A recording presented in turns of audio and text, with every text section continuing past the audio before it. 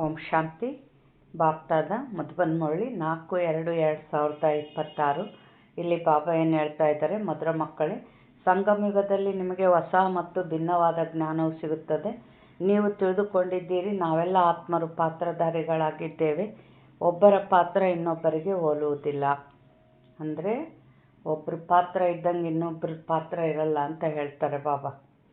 ನಮ್ಮ ಪಾತ್ರನೇ ಇದೇ ದೇಹ ಮತ್ತೆ ಇನ್ನೊಂದು ಸಲ ಇದೇ ಪಾತ್ರ ಮತ್ತೆ ಇನ್ನೊಂದು ಸಲ ಇರಲ್ಲ. ಒಂದು ಪಾತ್ರಕ್ಕಿಂತ ಇನ್ನೊಂದು ಪಾತ್ರ ಇದೇ ದೇಹ ಮತ್ತೆ ಇನ್ನೊಂದು ಸಲ ತಗೊಳ್ಳಲ್ಲ. ಎಲ್ಲದೂ ಭಿನ್ನವಾಗಿ ಇರ್ತತೆ ಅಂತ ಬಾಬಾ ಹೇಳ್ತಾರೆ. ಪ್ರಶ್ನೆ: ಮಾಯೆ ಮೇಲೆ ಜಯಗಳಿಸಲು ನೀವು ಆತ್ಮಿಕ ಯೋಧರಿಗೆ ಯಾವ ಯುಕ್ತಿ ಸಿಕ್ಕಿದೆ? ಉತ್ತರ: ಆತ್ಮಿಕ ಕ್ಷತ್ರಿಕರೇ, ನೀವು ಸದಾ ಶ್ರೀಮತದಂತೆ ನಡೆಯುತ್ತಾ ಇರಿ. ಆತ್ಮಾಭಿಮಾನಿಯಾಗಿ ತಂದೆಯನ್ನು ನೆನಪು ಮಾಡಿ ನಿತ್ಯವೂ ಬೆಳಗ್ಗೆ ಎದ್ದು ನೆನಪಿನಲ್ಲಿರುವ ಅಭ್ಯಾಸ ಮಾಡಿಕೊಳ್ಳಿ. ಆಗ ಮಾಯೆ ಮೇಲೆ ವಿಜಯವನ್ನು ಪ್ರಾಪ್ತಿ ಮಾಡಿಕೊಳ್ಳುತ್ತೀರಿ. ಬಾಬಾ ಏನು ಹೇಳ್ತಾ ಇದ್ದಾರೆ, ಮಾಯೆ ಮೇಲೆ ವಿಜಯ ಪಡಿಬೇಕು ಅಂದರೆ ಶ್ರೀಮತದಂತೆ ನಡೀರಿ ಅಂದರು ಬಾಬಾ. ಆತ್ಮಾಭಿಮಾನಿಯಾಗಿ ತಂದೆನ ನೆನಪು ಮಾಡಿರಿ ಅಂದರು. ಅಂದರೆ ನಾವು ಆತ್ಮಿಕ ಸ್ಥಿತಿಯಲ್ಲಿ ಬಂದಷ್ಟು ಏನಾಗ್ತತೆ, ಅಲ್ಲಿ ದೈವಿ ಗುಣಗಳು ಜಾಗೃತ ಆಗ್ತಾ ಹೋಗ್ತಾವೆ. ಯಾವಾಗ ನಮ್ಮಲ್ಲಿ ದೈವಿ ಗುಣಗಳಿದ್ದಾವಂದರೆ ಮಾಯೆ ತಾನಾಗಿ ಮಾಯೆ ಮೇಲೆ ವಿಜಯ ಪಡಿತೀವಿ. ಆಮೇಲೆ ಮತ್ತೇನು ಹೇಳಿದರು, ಬೆಳಗ್ಗೆ ಇದ್ದು ನೆನಪಿನಲ್ಲಿರೋ ಅಭ್ಯಾಸ ಮಾಡಿರಿ ಅಂದರು. ಇವಾಗ ಯಾರಾದರೂ ಯುದ್ಧಕ್ಕೆ ಹೋಗೋರು ಅಸ್ತ್ರಗಳನ್ನ ರೆಡಿಯಾಗಿ ಇಟ್ಕೊಂಡು ಯುದ್ಧಕ್ಕೆ ಹೋಗ್ತಾರೆ. ಅದರಂಗೆ ಇನ್ನು ಮಾಯಾ ಜಗತ್ತು ಮಲಗಿರ್ತತೆ ಅಮೃತ ವೇಳೆ. ಆಗ ನಾವೇನು ಮಾಡಬೇಕು, ಬಾಬಾನ ಚೆನ್ನಾಗಿ ನೆನಪು ಮಾಡಿ ಸರ್ವಶಕ್ತಿಗಳಿಂದ ಭರ್ಪೂರಾಗಿ ಬಂದರೆ ನಂತರ ಈ ಮಾಯಾ ದೇಹದ ಜಗತ್ತಿನ ಜೊತೆ ನಾವು ಶುರುವಾಯಿತು ನಮ್ಮ ವ್ಯವಹಾರ. ಅಂದರೆ ಎಂಥದ್ದೇ ಮಾಯೆ ಬರಲಿ, ಎಂಥ ಮಾತುಗಳು ಏನೇ ಬರಲಿ, ಅದ್ರ ಮೇಲೆ ವಿಜಯ ಪಡಿತೀವಿ. ಅದಕ್ಕೆ ಬೆಳಿಗ್ಗೆ ಅಮೃತ ವೇಳೆ ಅಂದ್ರೇನು, ಅವಾಗ 1 ತಾಸು ಮಾಡೋದೊಂದೇ, ಆಮೇಲೆ 8 ತಾಸು ಮಾಡೋದೊಂದೇ, ಅಷ್ಟು ಶಕ್ತಿ ತುಂಬುತ್ತೆ. ಆಗ ನಾವು ಚೆನ್ನಾಗಿ ಬಾಬಾ ನೆನಪು ಮಾಡಿವಂದರೆ ಮಾಯೆ ಮೇಲೆ ವಿಜಯ ಪಡಿತೀವಿ ಅಂತ ಹೇಳ್ತಾರೆ ಬಾಬಾ. ಉಲ್ಟಾ ಸುಲ್ಟಾ ಸಂಕಲ್ಪಗಳಿಂದ ಮುಕ್ತರಾಗುತ್ತೀರಿ. ನೆನಪಿನ ಮಧುರ ಯುಕ್ತಿಯು ಮಾಯಾಜೀತರನ್ನಾಗಿ ಮಾಡಿಬಿಡುವುದು. ಗೀತೆ: ಯಾರ ಜೊತೆಗಾರನು ಸ್ವಯಂ ಭಗವಂತನಾಗಿದ್ದಾರೆಯೋ ಅವರಿಗೆ ಬಿರುಗಾಳಿಗಳು ಏನೂ ಮಾಡಲಾರವು. ಓಂ ಶಾಂತಿ. ಇದು ಮನುಷ್ಯರು ರಚಿಸಿರುವ ಗೀತೆಯಾಗಿದೆ. ಇದರ ಅರ್ಥವನ್ನು ಯಾರೂ ತಿಳಿದುಕೊಂಡಿಲ್ಲ.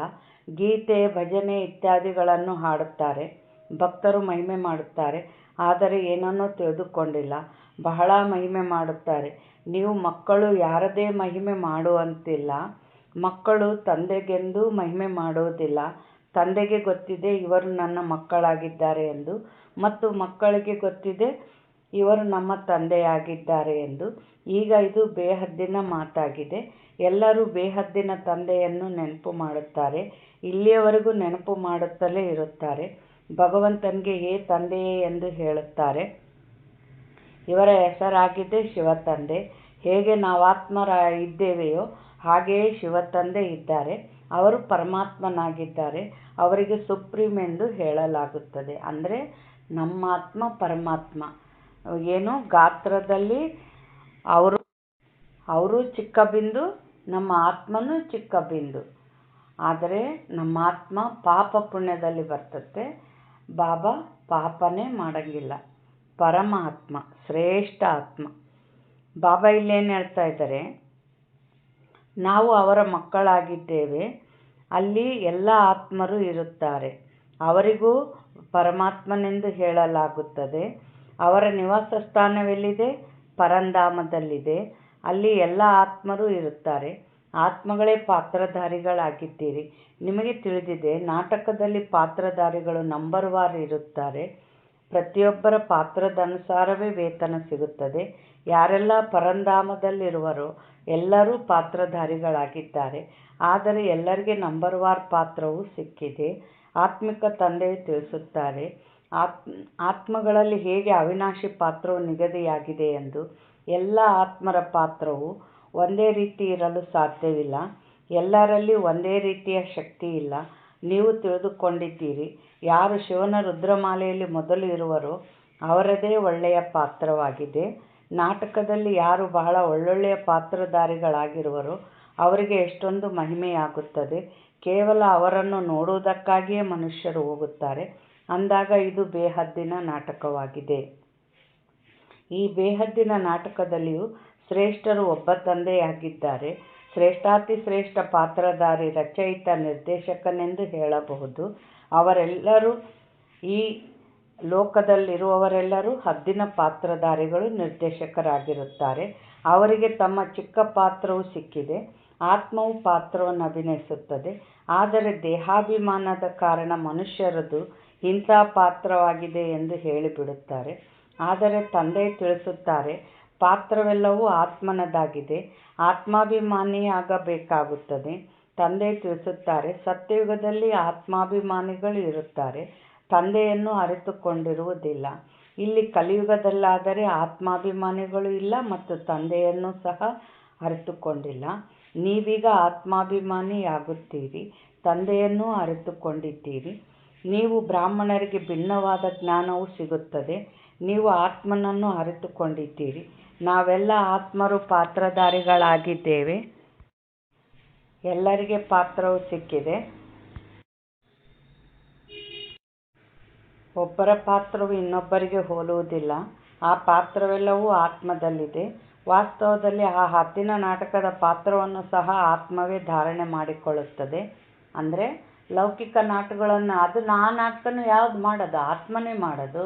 ಇದು ಬೇಹದ್ದಿನ ಪಾತ್ರ, ಇದನ್ನು ಆತ್ಮನೇ ಮಾಡೋದು ಅಂತ ಬಾಬಾ ಇಲ್ಲಿ ಹೇಳ್ತಾ ಇದ್ದಾರೆ. ಒಳ್ಳೆಯ ಪಾತ್ರವನ್ನು ಆತ್ಮವೇ ತೆಗೆದುಕೊಳ್ಳುತ್ತದೆ. ನಾನು ರಾಜ್ಯಪಾಲನಾಗಿದ್ದೇನೆ, ಇಂಥವನಾಗಿದ್ದೇನೆಂದು ಆತ್ಮವೇ ಹೇಳುತ್ತದೆ. ಆದರೆ ಆತ್ಮಾಭಿಮಾನಿಯಾಗುವುದಿಲ್ಲ.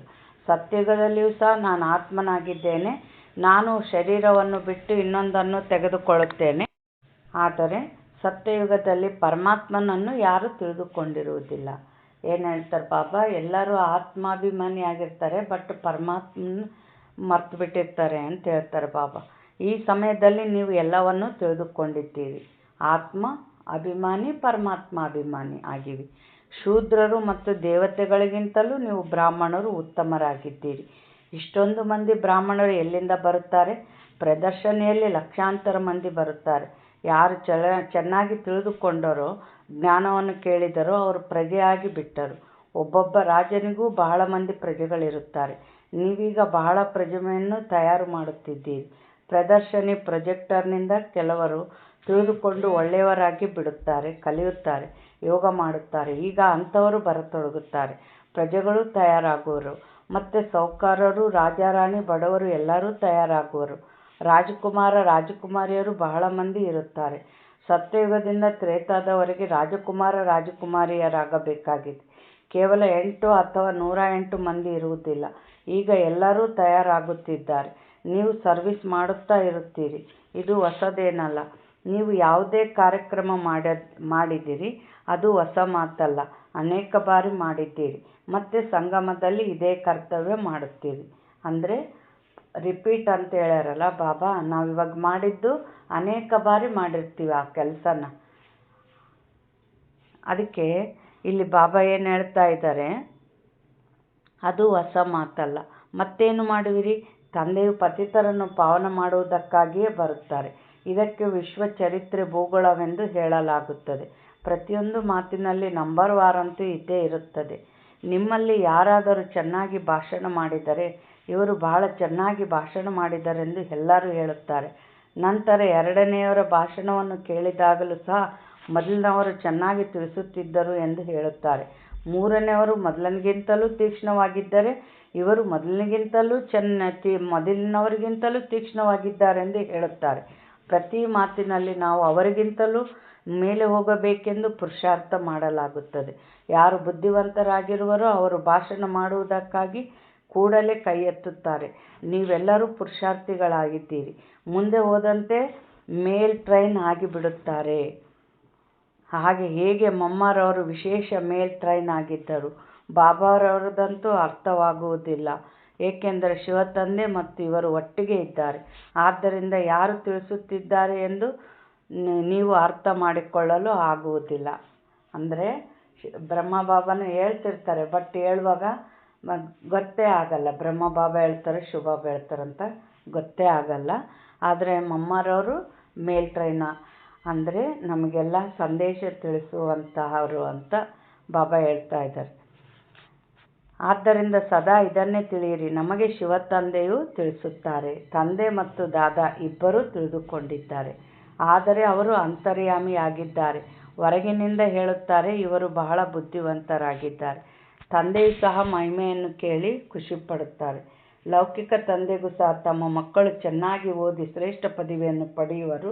ಈ ಮಗು ನನ್ನ ಹೆಸರನ್ನು ಪ್ರಖ್ಯಾತ ಮಾಡುವುದೆಂದು ತಿಳಿಯುವರು. ಅಂದರೆ ಲೌಕಿಕದಾಗ ಮಕ್ಕಳು ಬಹಳ ಜಾಣರಿದ್ರು ಅಂತಂದರೆ ತಂದೆ ತಾಯಿ ಖುಷಿ ಆಗ್ತೈತಲ್ಲ, ನಮ್ಮ ಹೆಸರನ್ನ ಪ್ರಸಿದ್ಧಿ ಮಾಡ್ತಾನೆ ನನ್ನ ಮಗ ಅಂತ. ಅದರಂಗೆ ಇಲ್ಲಿ ಬಾಬಾ ಚೆನ್ನಾಗಿ ಪುರುಷಾರ್ಥ ಮಾಡೋ ಮಕ್ಕಳು ನೋಡಿ ಖುಷಿ ಪಡ್ತಾರೆ.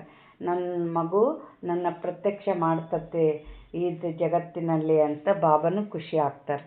ಬಾಬಾ ಏನು ಹೇಳ್ತಾ ಇದ್ದಾರೆ, ಈಗ ಹಾಗೆಯೇ ತಂದೆಯು ಸಹ ತಿಳಿದುಕೊಳ್ಳುತ್ತಾರೆ, ಇಂತಹ ಮಗು ಈ ಆತ್ಮಿಕ ಸೇವೆಯಲ್ಲಿ ಬುದ್ಧಿವಂತನಾಗಿದೆ. ಮುಖ್ಯವಾದುದು ಭಾಷಣ ಮಾಡುವುದಾಗಿದೆ. ತಂದೆಯ ಉದಾಹರಣೆಯನ್ನು ತಿಳಿಸಿದ್ದರು. ಒಬ್ಬರಿಗೆ 5 ಮಕ್ಕಳಿದ್ದರು. ಯಾರೋ ಕೇಳಿದರು, ನಿಮಗೆ ಎಷ್ಟು ಮಂದಿ ಮಕ್ಕಳಿದ್ದಾರೆ ಎಂದು. ಅದಕ್ಕೆ ಅವರು 2 ಮಕ್ಕಳಿದ್ದಾರೆ ಎಂದು ಹೇಳಿದರು. ನಿಮಗಂತೂ 5 ಮಂದಿ ಮಕ್ಕಳಿದ್ದಾರೆ, ಆದರೆ 2 ಎಂದು ಏಕೆ ಹೇಳುತ್ತೀರಿ ಎಂದು ಕೇಳಿದಾಗ, ನನ್ನ ಹೆಸರನ್ನು ಉಳಿಸುವ ಸುಪುತ್ರರು 2 ಆಗಿದ್ದಾರೆ ಎಂದರು. ಇಲ್ಲಿಯೂ ಹಾಗೆ ಮಕ್ಕಳಂತೂ ಅನೇಕರಿದ್ದಾರೆ. ತಂದೆ ತಿಳಿಸುತ್ತಾರೆ, ಈ ಡಾಕ್ಟರ್ ನಿರ್ಮಲಾ ಮಗು ಬಹಳ ಒಳ್ಳೆಯವರಾಗಿದ್ದಾರೆ. ಬಹಳ ಪ್ರೀತಿಯಿಂದ ಲೌಕಿಕ ತಂದೆಗೆ ತಿಳಿಸಿ ಸೇವಾ ಕೇಂದ್ರವನ್ನು ತೆರೆಸಿದ್ದಾರೆ. ಇದು ಭಾರತದ ಸೇವೆಯಾಗಿದೆ. ನೀವು ಭಾರತವನ್ನು ಸ್ವರ್ಗವನ್ನಾಗಿ ಮಾಡುತ್ತೀರಿ. ರಾವಣನು ಈ ಭಾರತವನ್ನು ನರಕವನ್ನಾಗಿ ಮಾಡಿದನು. ಒಬ್ಬ ಸೀತೆಯು ಬಂಧನದಲ್ಲಿರಲಿಲ್ಲ, ಆದರೆ ನೀವೆಲ್ಲ ಸೀತೆಯರು ರಾವಣನ ಬಂಧನದಲ್ಲಿದ್ದೀರಿ. ಬಾಕಿ ಶಾಸ್ತ್ರಗಳಲ್ಲಿ ಎಲ್ಲವೂ ದಂತಕಥೆಗಳಿವೆ ನೋಡ್ರಿ. ಈಗ ರಾಮಾಯಣ ಅದು ಏನು ದಂತಕಥೆ ಅಂತ ಹೇಳ್ತಾರೆ ಬಾಬಾ. ಯಾಕೆಂದರೆ ನಾವು ಒಂದು ಬ್ರಾಹ್ಮಣ ಗುಡಿಗೆ ಹೋದಾಗ ಒಂದು ಶಾಂತಿಯ ಅನುಭವ, ಒಂದು ಏನು ಸಮಾಧಾನ, ಶಾಂತಿಯ ಅನುಭವ, ಒಂದು ಮೂರ್ತಿ ಮುಂದೆ ಅಷ್ಟು ಅನುಭವ ಆಗ್ತದಂದರೆ ಅವರು ನಿಜ ಜೀವನದಲ್ಲಿ ಎಷ್ಟು ಶಕ್ತಿಗಳಿರ್ಬೋದು ಅವರಲ್ಲಿ ಅರ್ಥ ಮಾಡ್ಕೋಬೇಕಲ್ಲ ನಾವು. ಅಂದರೆ ಅಂಥ ದೈವಿ ಪುರುಷರು ಅಳ್ತಿರ್ತಾರ. ಅಲ್ಲಿ ಶಾಸ್ತ್ರದಲ್ಲಿ ಏನು ಮಾಡಿಬಿಟ್ಟಾರ, ಅಳಕ್ಕಿಟ್ಬಿಟ್ಟಾರ ರಾಮ ಸೀತೆನ. ಆ ಥರ ಇರೋದಿಲ್ಲ ತ್ರೇತಾಯುಗದಲ್ಲಿ. ತ್ರೇತಾಯುಗ ಮುಗಿಯೋವರೆಗೂ ಒಬ್ಬರು ಕಣ್ಣಾಗ ಒಂದು ಹನಿ ಕಣ್ಣೀರು ಬಂದರೆ ಅದು ಸ್ವರ್ಗ ಅಲ್ಲ ಅಂತ ಹೇಳ್ತಾರೆ ಬಾಬಾ. ಆಮೇಲೆ ಮತ್ತೇನು ಬರೆದಿಟ್ಬಿಟ್ರು ಕಥೆಯಾಗ, ಸೀತೆನ ರಾವಣ ಅಪಹರಿಸ್ಕೊಂಡು ಹೋದ ಅಂತ. ಅಂದರೆ ಬಾಬಾ ಏನಂತಾರೆ, ರಾಜನೇಂತಿಗೆ ಅಲ್ಲಿ ಸೇಫ್ಟಿ ಇಲ್ಲ ಅಂದರೆ ಪ್ರಜೆಗಳ ಪಾಡೇನು, ಆ ಥರ ಎಲ್ಲ ಇರುತ್ತಾ? ಆ ಥರ ಇಲ್ಲ. ಇಲ್ಲಿ ಆ ಸೀತೆ ಅಲ್ಲ, ಈಗ ನಾವೆಲ್ಲ ಆತ್ಮರೂಪಿ ಸೀತೆಯರು ಏನು ಮಾಡ್ತಾ ಇದ್ದೀವಿ ಅಂತಂದರೆ ಅಳ್ತಾ ಇದ್ದೀವಿ. ರಾವಣನ ಅಂದರೆ ಪಂಚವಿಕಾರ ಎನ್ನುವ ರಾವಣನ ಜೈಲಿನಲ್ಲಿ ಬಂಧಿತ ಆಗಿಬಿಟ್ಟಿದ್ದೀವಿ. ಈಗ ಹೃದಯರಾಮ ತಂದೆ ಬಂದಿದ್ದಾರೆ, ಈ ರಾವಣನಿಂದ ಬಿಡಿಸಿ ಆತ್ಮರೂಪಿ ಸೀತೆನ ಕರ್ಕೊಂಡು ಹೋಗೋಕ್ಕೆ ಬಂದಿದ್ದಾರೆ ನೋಡ್ರಿ.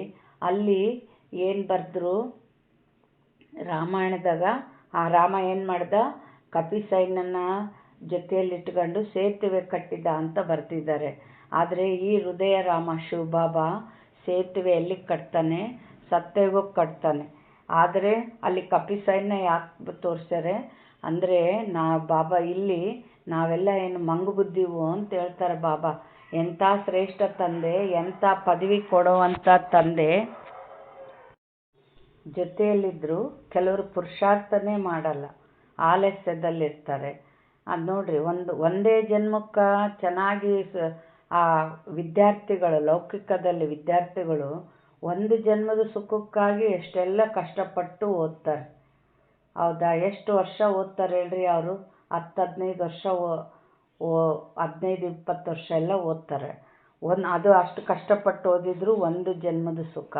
84 ಜನ್ಮದ ಸುಖ ನಾವು ಪಡಿತೀವಂದರೆ ನಾವೆಷ್ಟು ಅಲರ್ಟ್ ಆಗಿರಬೇಕು. ಆದರೆ ಕೆಲವರ ಬುದ್ಧಿಯಲ್ಲಿ ಇವೆಲ್ಲ ವಿಚಾರಗಳು ಓಡೋದೇ ಇಲ್ಲ. ಅದಕ್ಕೆ ಬಾಬಾ ಇಲ್ಲೇನು ಹೇಳ್ತಾ ಇದ್ದಾರೆ, ಮಂಗ್ಬುದ್ಧಿವು, ಈ ಮಂಗ್ಬುದ್ಧಿಯನ್ನು ಕಟ್ಕೊಂಡು ಈ ಹೃದಯರಾಮ ಎಲ್ಲಿಗೆ ಕಟ್ಟಿದ ಸೇತುವೆ? ಸತ್ಯಯುಗಕ್ಕೆ. ಇಲ್ಲಿ ಸಂಗಮಯುಗ ನಡೆದದ್ದನ್ನು ಅಲ್ಲಿ ಅವರು ಆ ಥರ ಬರೆದಿಟ್ಟಿದ್ದಾರೆ.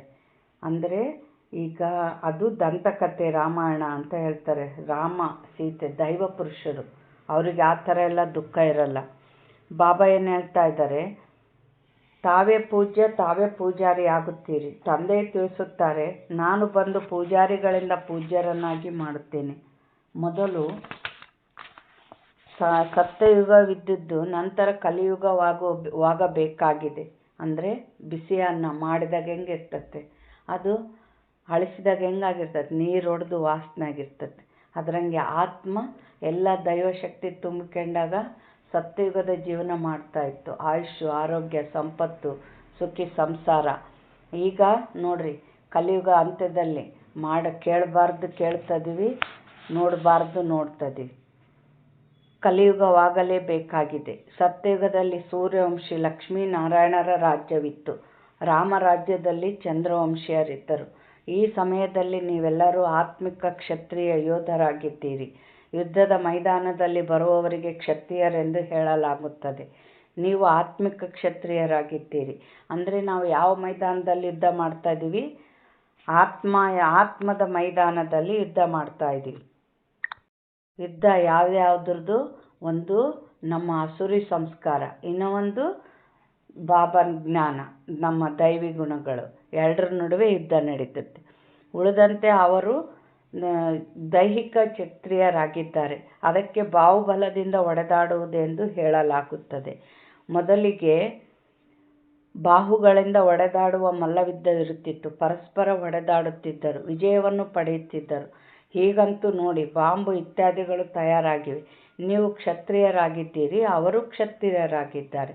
ನೀವು ಶ್ರೀಮತದಂತೆ ನಡೆದು ಮಾಯ ಮೇಲೆ ಜಯಗಳಿಸುತ್ತೀರಿ. ನೀವು ಆತ್ಮಿಕ ಕ್ಷತ್ರಿಯರಾಗಿದ್ದೀರಿ. ಆತ್ಮಗಳೇ ಈ ಶರೀರದ ಕರ್ಮೇಂದ್ರಿಯಗಳ ಮೂಲಕ ಎಲ್ಲವನ್ನೂ ಮಾಡುತ್ತಿದ್ದೀರಿ. ಆ ತಂದೆಯು ಬಂದು ಆತ್ಮರಿಗೆ ಕಲಿಸುತ್ತಾರೆ, ಮಕ್ಕಳೇ, ನನ್ನನ್ನು ನೆನಪು ಮಾಡಿದರೆ ಮತ್ತೆ ಮಾಯೆಯು ಕಬಳಿಸುವುದಿಲ್ಲ. ನಿಮ್ಮ ವಿಕರ್ಮಗಳು ವಿನಾಶವಾಗುತ್ತವೆ ಮತ್ತು ನಿಮಗೆ ಉಲ್ಟಾ ಸುಲ್ಟಾ ಸಂಕಲ್ಪಗಳು ಬರುವುದಿಲ್ಲ. ತಂದೆಯನ್ನು ನೆನಪು ಮಾಡಿದರೆ ಖುಷಿಯೂ ಇರುವುದು. ಆದ್ದರಿಂದ ತಂದೆಯು ತಿಳಿಸುತ್ತಾರೆ, ತಂದೆಯು ಮುಂಜಾನೆ ಎದ್ದು ಅಭ್ಯಾಸ ಮಾಡಿ, ಬಾಬಾ ತಾವು ಎಷ್ಟು ಮಧುರರಾಗಿದ್ದೀರಿ ಬಾಬಾ ಎಂದು ಆತ್ಮವೇ ಹೇಳುತ್ತದೆ. ತಂದೆಯು ಪರಿಚಯ ನೀಡಿದ್ದಾರೆ, ನಾನು ನಿಮ್ಮ ತಂದೆಯಾಗಿದ್ದೇನೆ. ನಿಮಗೆ ಸೃಷ್ಟಿಯ ಆದಿ ಮಧ್ಯ ಅಂತ್ಯದ ಜ್ಞಾನವನ್ನು ತಿಳಿಸಲು ಬಂದಿದ್ದೇನೆ.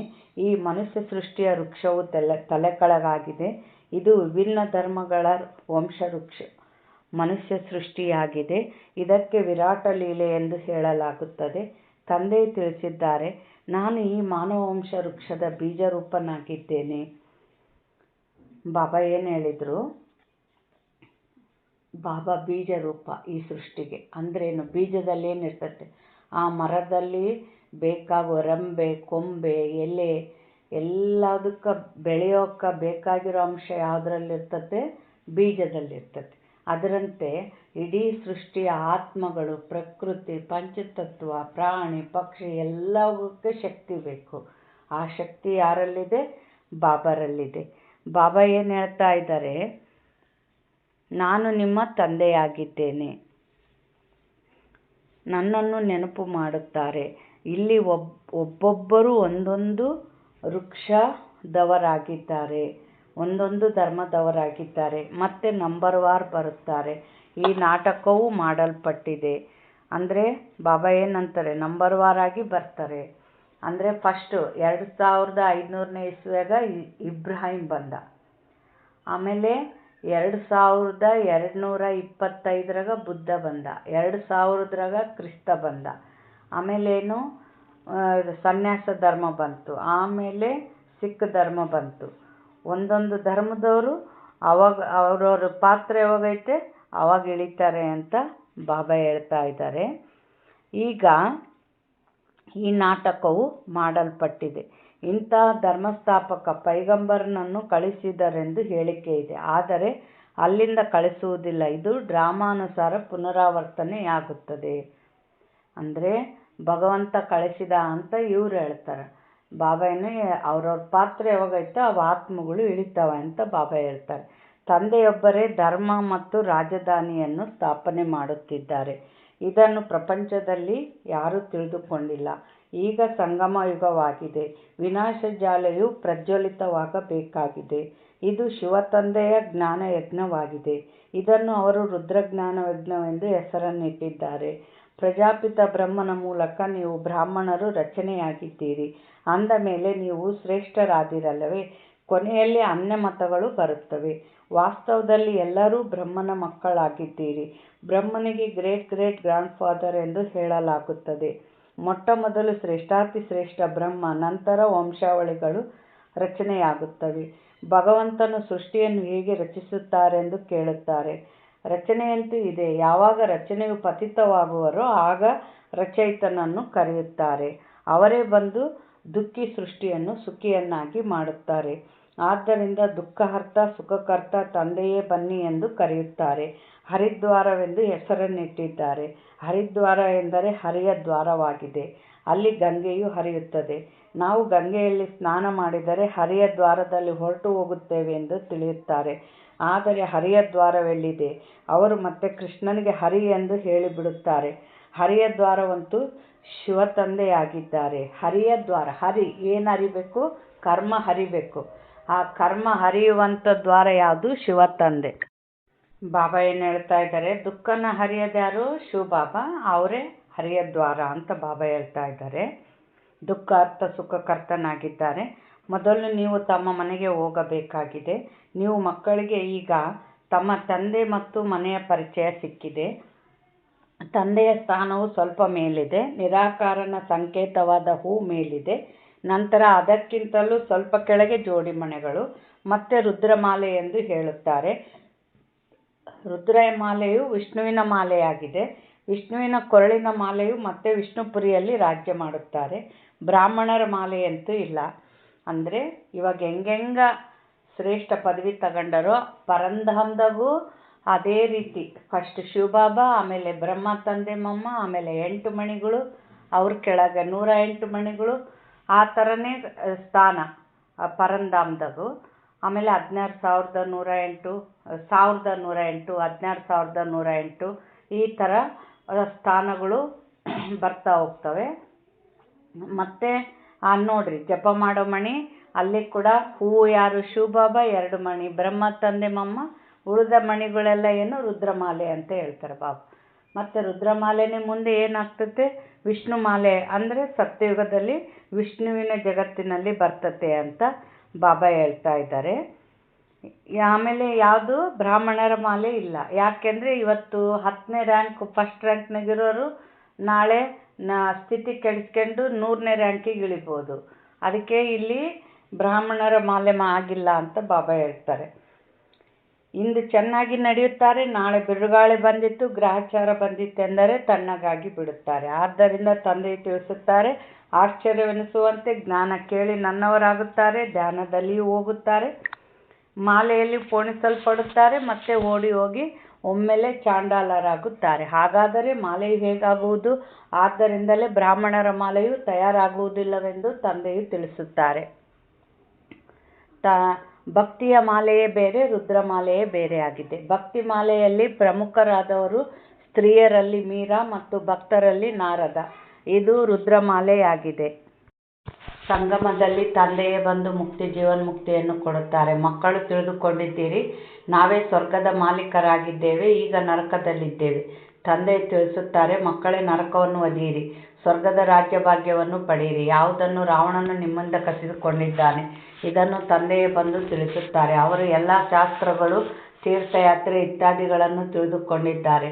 ಬೀಜರೂಪನಲ್ಲವೇ? ಜ್ಞಾನಸಾಗರ, ಶಾಂತಿಯ ಸಾಗರ, ಇದನ್ನು ಆತ್ಮವೇ ಹೇಳುತ್ತದೆ. ಬಾಬಾ ಇಲ್ಲೇನು ಹೇಳ್ತಾರೆ? ಈ ಲಕ್ಷ್ಮೀನಾರಾಯಣರು ಸತ್ಯಯುಗದ ಮಾಲೀಕರಾಗಿದ್ದರು. ಅದಕ್ಕೆ ಮೊದಲು ಏನಿತ್ತು? ಅವಶ್ಯವಾಗಿ ಕಲಿಯುಗದ ಅಂತ್ಯವಿರುವುದು. ಅಂದ ಮೇಲೆ ಸಂಗಮವಾಯಿತಲ್ಲವೇ? ಅದರ ನಂತರ ಈಗ ಸ್ವರ್ಗವಾಗುತ್ತದೆ. ತಂದೆಗೆ ಸ್ವರ್ಗದ ರಚಯಿತ, ಸ್ವರ್ಗದ ಸ್ಥಾಪನೆ ಮಾಡುವವರೆಂದು ಹೇಳಲಾಗುತ್ತದೆ. ಈ ಲಕ್ಷ್ಮೀನಾರಾಯಣರು ಸ್ವರ್ಗದ ಮಾಲೀಕರಾಗಿದ್ದರು. ಇವರಿಗೆ ಆಸ್ತಿಯು ಎಲ್ಲಿಂದ ಸಿಕ್ಕಿತು? ಸ್ವರ್ಗದ ರಚಯಿತ ತಂದೆಯಿಂದ. ಇದು ತಂದೆಯದೇ ಆಸ್ತಿಯಾಗಿದೆ. ಈ ಲಕ್ಷ್ಮೀನಾರಾಯಣರಿಗೆ ಸತ್ಯುಗದ ರಾಜಧಾನಿ ಇತ್ತು. ಅದನ್ನು ಹೇಗೆ ಪಡೆದುಕೊಂಡರು ಎಂದು ನೀವು ಯಾರನ್ನಾದರೂ ಕೇಳಿರಿ, ಯಾರೂ ತಿಳಿಸಲು ಸಾಧ್ಯವಿಲ್ಲ. ಈ ದಾದಾರವರು ಸಹ ಹೇಳುತ್ತಾರೆ, ನಾನು ಸಹ ತಿಳಿದುಕೊಂಡಿರಲಿಲ್ಲ, ಪೂಜೆ ಮಾಡುತ್ತಿದ್ದೆನು, ಏನೂ ತಿಳಿದುಕೊಂಡಿರಲಿಲ್ಲ. ಈಗ ತಂದೆಯು ತಿಳಿಸುತ್ತಾರೆ, ಇವರು ಸಂಗಮ ಯುಗದಲ್ಲಿ ರಾಜಯೋಗವನ್ನು ಕಲಿಯುತ್ತಾರೆ. ಗೀತೆಯಲ್ಲಿಯೇ ರಾಜಯೋಗದ ವರ್ಣನೆ ಇದೆ. ಗೀತೆ ವಿನಃ ಮತ್ಯಾವುದೇ ಶಾಸ್ತ್ರಗಳಲ್ಲಿ ರಾಜಯೋಗದ ಮಾತಿಲ್ಲ. ತಂದೆಯು ತಿಳಿಸುತ್ತಾರೆ, ನಾನು ನಿಮ್ಮನ್ನು ರಾಜಾದಿರಾಜರನ್ನಾಗಿ ಮಾಡುತ್ತೇನೆ.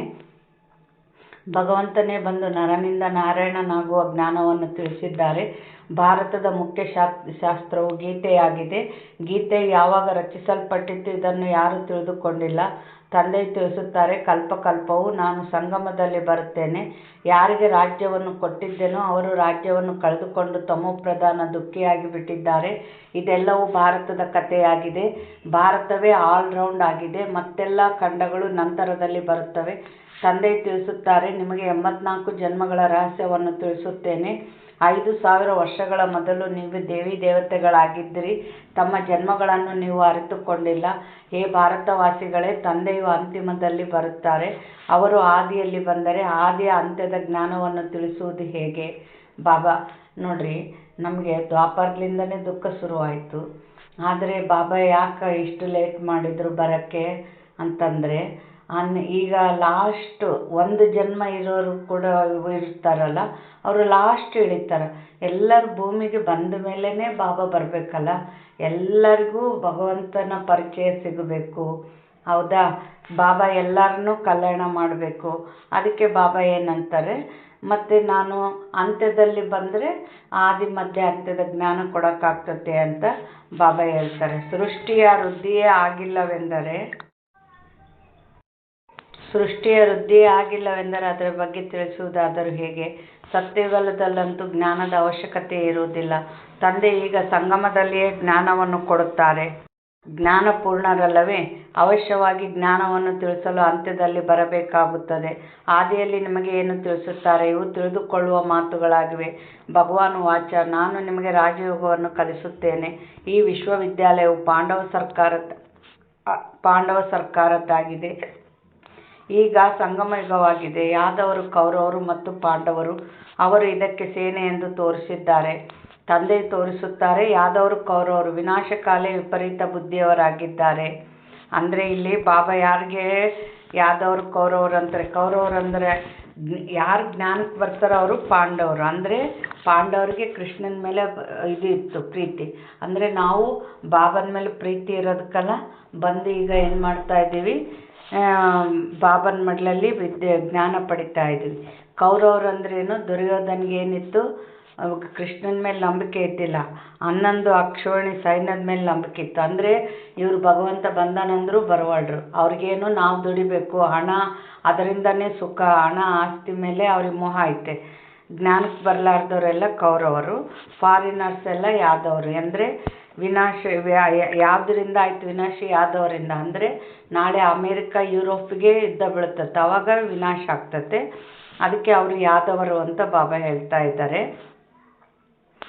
ಈಗ ಒಬ್ಬರು ಇನ್ನೊಬ್ಬರಿಗೆ ನಿಂದನೆ ಮಾಡುತ್ತಾರೆ, ಏಕೆಂದರೆ ತಂದೆಯೊಂದಿಗೆ ಪ್ರೀತಿ ಇಲ್ಲ. ನಾಯಿ ಬೆಕ್ಕು ಎಲ್ಲದರಲ್ಲಿ ಪರಮಾತ್ಮನಿದ್ದಾರೆಂದು ಹೇಳಿಬಿಡುತ್ತಾರೆ. ಬಾಕಿ ಪಾಂಡವರದು ಪ್ರೀತಿ ಬುದ್ಧಿಯಾಗಿತ್ತು. ಸ್ವಯಂ ಪರಮಾತ್ಮನೇ ಪಾಂಡವರಿಗೆ ಜೊತೆಗಾರನಾಗಿದ್ದರು. ಪಾಂಡವರು ಎಂದರೆ ಆತ್ಮಿಕ ಪಂಡರು. ಅಂದರೆ ಆತ್ಮಕ್ಕೆ ಮುಕ್ತಿ, ಜೀವನ್ಮುಕ್ತಿ ಮಾರ್ಗ ತೋರಿಸೋರು. ಅವರು ದೈಹಿಕ ಮಾರ್ಗದರ್ಶಕರಾಗಿದ್ದಾರೆ ಲೌಕಿಕದವರು. ನೀವು ಆತ್ಮಿಕ ಮಾರ್ಗದರ್ಶಕರಾಗಿದ್ದೀರಿ. ಒಳ್ಳೆಯದು. ಮಧುರಾತಿ ಮಧುರ ಅಗಲಿ ಹೋಗಿ ಮರಳಿ ಸಿಕ್ಕಿರುವ ಮಕ್ಕಳ ಪ್ರತಿ ಮಾಸ್ಪಿತಾ ಬಾಪ್ದಾದರವರ ನೆನಪು, ಪ್ರೀತಿ ಹಾಗೂ ಸುಪ್ರಭಾತ. ಆತ್ಮಿಕ ತಂದೆಯಿಂದ ಆತ್ಮಿಕ ಮಕ್ಕಳಿಗೆ ನಮಸ್ತೆ. ಆತ್ಮಿಕ ಮಕ್ಕಳಿಂದ ಆತ್ಮಿಕ ತಂದೆ ತಾಯಿಗೆ ನೆನಪು, ಪ್ರೀತಿ ಹಾಗೂ ಸುಪ್ರಭಾತ. ನಮಸ್ತೆ ನಮಸ್ತೆ ನಮಸ್ತೆ. ಧಾರಣೆಗಾಗಿ ಮುಖ್ಯ ಸಾರ. ಆತ್ಮಾಭಿಮಾನಿಯಾಗಿ ಈ ಬೇಹದ್ದಿನ ನಾಟಕದಲ್ಲಿ ಹೀರೋ ಪಾತ್ರವನ್ನು ಅಭಿನಯಿಸಬೇಕಾಗಿದೆ. ಪ್ರತಿಯೊಬ್ಬ ಪಾತ್ರಧಾರಿಯ ಪಾತ್ರವು ಬೇರೆ ಬೇರೆ ಆಗಿದೆ. ಆದ್ದರಿಂದ ಯಾರದೇ ಪಾತ್ರದೊಂದಿಗೆ ಈರ್ಷ್ಯೆ ಮಾಡಬಾರದು. ಅಂದರೆ ಪುರುಷಾರ್ಥದಲ್ಲಿ ಮುಂದಿದ್ದಾರೆ ಅಂದರೆ ನೋಡಿ ಈರ್ಷ್ಯೆ ಪಡಬಾರ್ದು ಅಂತ ಹೇಳ್ತಾರೆ ಬಾಬಾ. ಯಾಕೆ ಅಂದರೆ ಒಬ್ಬರು ಚೆನ್ನಾಗಿದ್ದಾರೆ ಅಂದರೆ ಅವರಿಂದ ನಮಗೆ ಹೆಲ್ಪೇ ಆಗುತ್ತಲ್ಲ, ಸಹಾಯ ಆಗುತ್ತೆ, ನಮಗೆ ಅವ್ರ ಸಹಯೋಗ ಸಿಗ್ತತೆ ಅಂದರೆ ಇನ್ನೂ ಖುಷಿ ಪಡಬೇಕಲ್ಲ, ಈರ್ಷ್ಯೆ ಪಡಬಾರ್ದು. ಲೌಕಿಕದಲ್ಲೇ ಹಿಂದಿನ ಕಾಲದಾಗ ಯಾರಾದರೂ ಚೆನ್ನಾಗದಾರಂದರೆ ಶ್ರೀಮಂತರದಾರಂದ್ರೆ ಇರಲಿ, ನಮ್ಮ ಕಷ್ಟಕ್ಕಿರ್ತಾರೆ ಸಹಾಯ ಮಾಡೋಕ್ಕೆ ಅಂತಿದ್ರು. ಅಂದರೆ ನಾವು ಭಗವಂತನ ಮಡ್ಲಲ್ಲಿ ಜ್ಞಾನ ತಗೊಳೋರು ನಾವು ಹೆಂಗಿರಬೇಕು? ಬೆಳಿಗ್ಗೆ ಎದ್ದು ತಮ್ಮೊಂದಿಗೆ ತಾವು ಮಾತನಾಡಬೇಕು, ಅಭ್ಯಾಸ ಮಾಡಬೇಕು. ನಾನು ಈ ಶರೀರದ ಕರ್ಮೇಂದ್ರಿಯಗಳಿಂದ ಭಿನ್ನನಾಗಿದ್ದೇನೆ ಬಾಬಾ, ತಾವು ಎಷ್ಟು ಮಧುರರಾಗಿದ್ದೀರಿ, ತಾವು ನಮಗೆ ಸೃಷ್ಟಿಯ ಆದಿ ಮಧ್ಯ ಅಂತ್ಯದ ಜ್ಞಾನ ಕೊಡುತ್ತೀರಿ. ವರದಾನ: ತಂದೆಯ ಸಂಸ್ಕಾರಗಳನ್ನು ತಮ್ಮ ಸತ್ಯ ಸಂಸ್ಕಾರಗಳನ್ನಾಗಿ ಮಾಡಿಕೊಳ್ಳುವ ವ್ಯಕ್ತ ಅಥವಾ ಹಳೆಯ ಸಂಸ್ಕಾರಗಳಿಂದ ಮುಕ್ತಭವ. ವರದಾನದ ಸಾರ: ಯಾವುದೇ ವ್ಯಕ್ತ ಸಂಕಲ್ಪ ಅಥವಾ ಹಳೆಯ ಸಂಸ್ಕಾರಗಳು ದೇಹ ಅಭಿಮಾನದ ಸಂಬಂಧದಿಂದ ಇದೆ. ಆತ್ಮಿಕ ಸ್ವರೂಪದ ಸಂಸ್ಕಾರವು ತಂದೆಯ ಸಮಾನವಾಗಿದೆ. ಹೇಗೆ ತಂದೆಯು ಸದಾ ವಿಶ್ವ ಕಲ್ಯಾಣಕಾರಿ, ಪರೋಪಕಾರಿ, ದಯಾಹೃದಯಿ, ವರದಾತ ಆಗಿದ್ದಾರೆಯೋ ಹಾಗೆಯೇ ಸ್ವಯಂನ ಸಂಸ್ಕಾರವು ಸ್ವಾಭಾವಿಕವಾಗಿ ಬಿಡುತ್ತದೆ. ಸಂಸ್ಕಾರವಾಗುವುದು ಅರ್ಥಾತ್ ಸಂಕಲ್ಪ, ಮಾತು ಮತ್ತು ಕರ್ಮವು ಅದರ ಅನುಸಾರ ಸ್ವತಃವಾಗಿ ನಡೆಯುವುದು. ಜೀವನದಲ್ಲಿ ಸಂಸ್ಕಾರವು ಒಂದು ಕೀಲಿಕೈಯಾಗಿದೆ. ಇದರಿಂದ ಸ್ವತಃವಾಗಿ ನಡೆಯುತ್ತಾ ಇರುತ್ತೀರಿ. ನಂತರ ಪರಿಶ್ರಮ ಪಡುವ ಅವಶ್ಯಕತೆಯೇ ಇಲ್ಲ. ಇಲ್ಲಿ ಬಾಬಾ ಏನು ಹೇಳಿದರು? ತಂದೆಯ ಸಮಾನ ಸಂಸ್ಕಾರ ಯಾವಾಗ ಬರ್ತತೆ ಅಂತ ಹೇಳಿದರು ಬಾಬಾ? ನಾವು ಎಷ್ಟೆಷ್ಟು ಆತ್ಮಿಕ ಸ್ಥಿತಿಯಲ್ಲಿರ್ತೀವೋ, ಅಂದರೆ ತಂದೆಯ ಸಂಸ್ಕಾರ ಏನು? ಶಾಂತಿ ಸಾಗರ, ಆನಂದದ ಸಾಗರ, ಎಲ್ಲ ಇನ್ನೊಬ್ರಿಗೆ ಸುಖ ಕೊಡುವಂಥ ಗುಣಗಳೇ ಅದಾವ ಶಿವಬಾಬನ ಹತ್ರ. ನಾವು ಆತ್ಮನ ಗುಣಗಳು ಅವೇ ಅಲ್ಲ. ಅವರು ಸಾಗರ ಇದ್ದರೆ ನಾವು ಸ್ವರೂಪ. ನಾವು ಆತ್ಮಿಕ ಸ್ಥಿತಿಯಲ್ಲಿದ್ದಾಗ ಆ ಬಾಬನ ಸಂಸ್ಕಾರಗಳೇ ನಮ್ಮಲ್ಲಿ ಬರ್ತವೆ. ಅದು ಏನು ವಿಶ್ವ ಕಲ್ಯಾಣ ಆ ಗುಣಗಳು ನಮ್ಮಲ್ಲಿದ್ದಾಗ ನಾವೇನಾಗ್ತೀವಿ? ವಿಶ್ವ ಕಲ್ಯಾಣಕಾರಿ, ಪರೋಪಕಾರಿ, ದಯಾಹೃದಯ ಆಗ್ತೀವಿ. ಆದರೆ ನಮ್ಮಲ್ಲಿ ಸಂಸ್ಕಾರ ಯಾವಾಗಲೂ ನಮ್ಮ ಆತ್ಮನ ಜೊತೆಗೆ ಬರೋದು ಯಾವುದು? ಸಂಸ್ಕಾರ.